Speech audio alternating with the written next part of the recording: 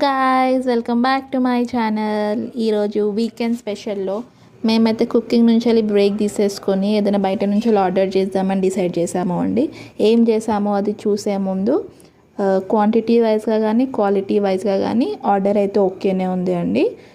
Week మొత్తము ఇంట్లో తిని కొంచెము టేస్ట్ బర్డ్స్ డల్ అయిపోయాయండి. అందుకే బయటకు వెళ్ళి ఏమైనా ఆర్డర్ చేసామని డిసైడ్ చేసాము. మేమైతే మండి ఆర్డర్ చేసాము అండి. రైస్ కూడా చాలా క్వాంటిటీ వైజ్గా చాలానే బాగానే ఉంది అండి. మేము 4 పీపుల్కి ఆర్డర్ చేసాం. 2 leg piece and 1 breast piece వచ్చిందండి. Rice, salad, 2 type of red curries వచ్చాయి, మయోనీస్ కూడా వచ్చాయి. మొత్తం సెట్ అండి ఆ ఆర్డర్కి.